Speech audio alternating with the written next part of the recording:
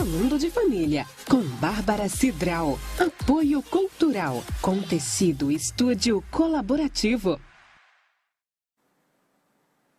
Bom dia, Bárbara, tudo bem?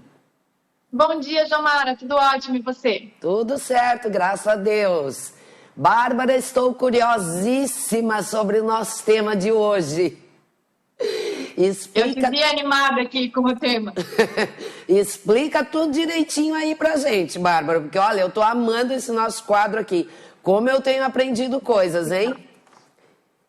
Que ótimo, esse é o nosso objetivo mesmo, né? Exatamente. Essa informação é o seguinte, Jomara, eu tenho falado muito nos lugares que eu tenho ido, nas palestras que eu tenho feito, sobre o contrato de namoro, porque ele é um instituto relativamente novo, né, no nosso ordenamento jurídico, aí, a forma de trabalhar com o contrato de namoro, mas se intensificou no período da pandemia. Porque o que aconteceu? Muitos casais, muitos namorados resolveram quarentenar junto, né? Não tinha por que cada um ficar em suas casas e tal, e acabaram passando por um período juntos. Mas para eles era muito claro de que eles tinham uma relação de namoro e que por conta da pandemia estavam ali passando um período juntos. Só que isso pode ocasionar algumas confusões jurídicas e patrimoniais, principalmente, né? Porque o que acontece? O Código Civil, no artigo 1723, ele regulamenta a união estável. E ele vai dizer que reconhece como entidade familiar a união de um homem e de uma mulher que tenham uma convivência pública, contínua e duradoura, com o objetivo de estabelecer família. Nota que o Código Civil, para regulamentar a união estável, ele não fala em coabitação, então ele não fala que a gente tem que morar junto, ele não fala de tempos de relacionamento. E aí, se a gente comparar os requisitos de uma união estável com um namoro, a gente passa a ter requisitos muito parecidos, né? Uma convivência pública. Os namorados convivem publicamente, vão em festas, vão em restaurantes, batem várias fotos, estão aí as redes sociais que não deixam mentir, né? É uma convivência contínua, porque eu estou sempre ali, teoricamente, né? Na mesma relação, com o mesmo companheiro. É duradoura, como você mesmo falou ali, aqueles namoros de 6, 7 anos, que para a nossa jurisprudência já é considerado um namoro qualificado, por conta desse tempo de convivência, né? Então, nota que os requisitos da união estável vão se aproximando aí dessa relação de namoro. Se eu configurar a união estável, o meu companheiro passa a ter direito de divisão de bens, uma eventual pensão. Se eu falecer, ele passa a ser herdeiro dos meus bens. Mas eu não tenho interesse, né, de que esse tipo de coisa aconteça. Então, eu preciso deixar esclarecido com o meu namorado de que aquilo é uma relação de namoro, ainda que a gente tenha ido, por exemplo, morar na mesma casa e tal, e que não deve haver uma confusão patrimonial entre essas partes, né? Uma proteção para que fique evidente, no momento de uma eventual separação ou de um falecimento, de que um não tem direito sobre o patrimônio do outro, né? Sem esse tipo de contrato, pode haver uma confusão lá na frente. Tá, mas deixa eu entender uma coisa. No caso, se o casal de namorados não está morando junto, porém é um namoro aí de, vamos botar, eu conheço vários casos aí, estão há 8 anos namorando, né? Mas não moram juntos. Nesse caso, também se implica, se pode aplicar esse contrato de namoro? Ou nesse caso não se configura? Pode aplicar tanto um contrato de namoro, como pode eventualmente ser considerado uma união estável essa relação, né? Porque o que vai acontecer? Mesmo não morando junto. Mesmo não morando junto. A legislação, quando trata da união estável, ela não exige coabitação, né? Você não precisa estar morando junto para ter uma união estável. Hoje, muitos casais modernos entendem que para o relacionamento ser duradouro, eu preciso justamente morar em casas separadas.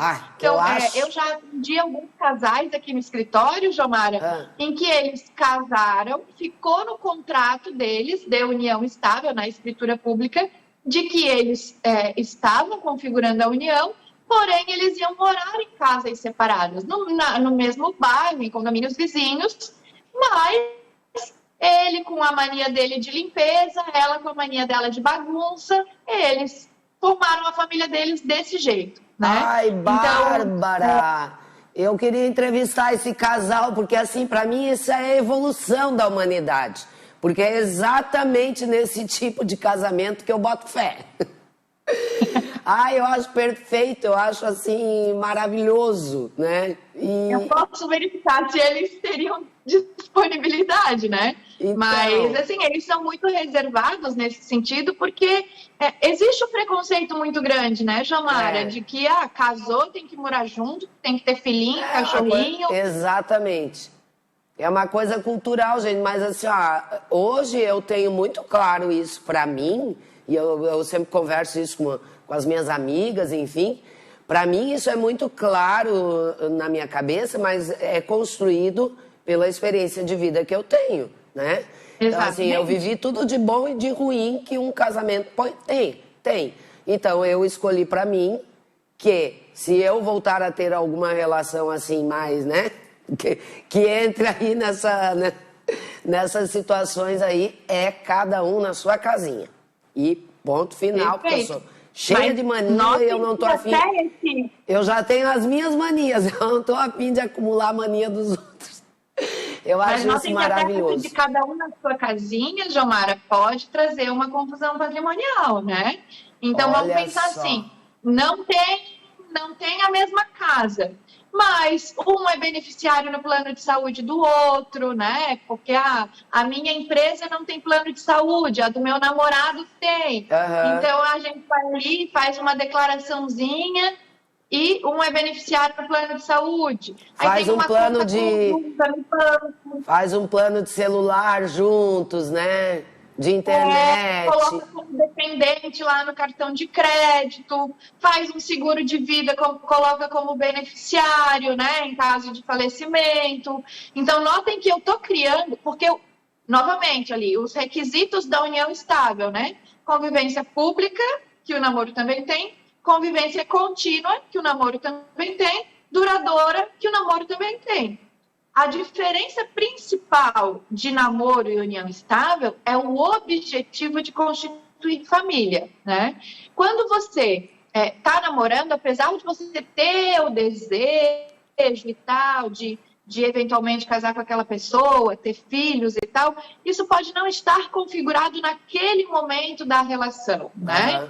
Agora, uma vez que você compartilha dívidas, compartilha objetivos, que você entra para uma eventual lista de adoção aí como um casal, né, ainda que não more junto, você já está demonstrando o interesse de constituir família com aquela pessoa. Então, a sua relação já está deixando juridicamente de ser um namoro para ser uma união estável. Assim como as pessoas não entendem que quando você está em união estável, você está casado, porque os efeitos jurídicos são os mesmos, né? Já cansei de perguntar para várias pessoas, você é casado? Não, eu só moro junto. Falei, então, você tem uma união estável? Não, doutor, eu só moro junto.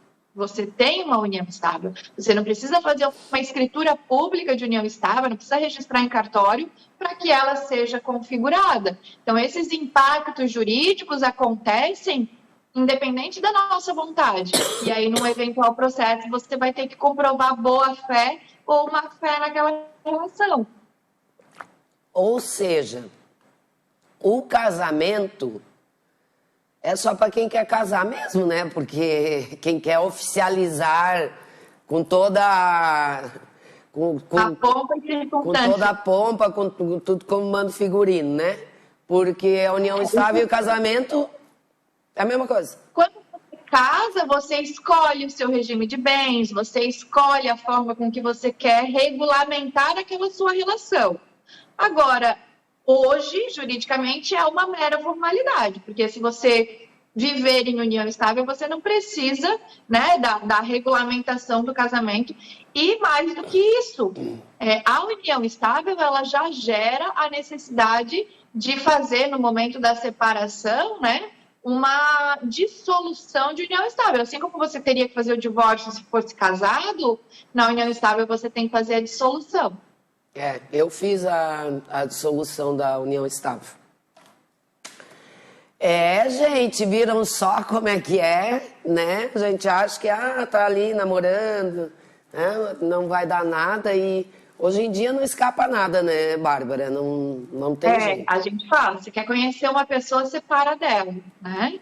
Então, acontece várias vezes, assim, de ter os namoros e tal, e achar que tá tudo bem, no momento da separação, a pessoa ir lá e pedir metade dos bens do namorado, né? Então, aí começa a dificuldade de provar que aquilo era um namoro. Que loucura, né? E as redes sociais estão aí, né? E ajudam muito nesses casos, com certeza, para provas e tal, né? Sim. Eu brinco com os meus alunos, né? Eu falo em sala que antes o jargão jurídico tudo que você falar vai ser usado contra você no tribunal. Hoje não. Hoje tudo que você postar poderá ser usado contra você no tribunal, né? Inclusive para pensão alimentícia, tá? Aquele cara que fala que não tem, inclusive para pensão alimentícia, aquele cara que não tem salário, que é um coitado, um desempregado, mas ostenta nas redes sociais, ele pode ter a fixação alimentar com base no princípio da aparência, com o que ele posta lá.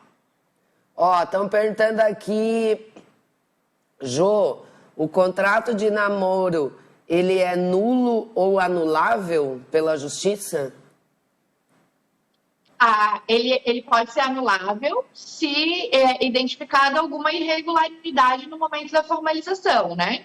Esse contrato de namoro, ele pode ser feito, Jomara, de maneira particular, né? Firmado entre as partes ali, só uma assinatura registrada em cartório para reconhecer a autenticidade da assinatura dos namorados, ou ele pode ser uma escritura pública formal, né? E aí, sim, ele vai ter mais validade jurídica do que qualquer outro documento. Os tabelionatos, eles têm alguns modelos padronizados que você pode utilizar, mas a gente sempre recomenda procurar um advogado familiarista para poder te orientar, já que você já está formalizando esse documento, porque esses que o tabelionato possui, ele é padronizado, ele não vai atender a tua realidade específica, né? Eles vão conter cláusulas muito genéricas. Então, o ideal é que, já que você já está se predispondo a se proteger, contrata um advogado familiarista para que ele garanta que os seus interesses específicos estejam regulamentados nesse contrato. Muito bom. Olha, uma aula, hein, gente? Uma verdadeira aula recheada aí de informações para a gente não arrumar problema na vida, né, gente? Porque a Bárbara tá aqui para nos auxiliar. A gente evitar aí probleminhas, né, Bárbara? Amém. Exato. Amém. É mais fácil fazer isso no começo da relação, em que tá tudo bem, né? Em que o casal está numa boa, que consegue conversar do que lá. Só ver flores, né? É tudo lindo. Pois é. Já pensaste no nosso tema da próxima semana? Já sim. Semana que vem a gente vai falar sobre adoção, Jomara. Adoção? Opa! Isso. Muito bom. Vamos falar em como funciona, como se habilitar, como é o processo de adoção, né? Já que muitas famílias hoje em dia optam por esse caminho, né? Passam por grandes dificuldades, a gente vai falar um pouquinho, então, sobre os caminhos para a adoção. Maravilha. Muito obrigada, Bárbara. Um ótimo final de semana para ti. A gente se encontra quinta-feira que vem. Até quinta, Jomara. Bom final de semana. Beijão. Falando de Família, com Bárbara Cidral. Apoio Cultural, com Tecido Estúdio Colaborativo.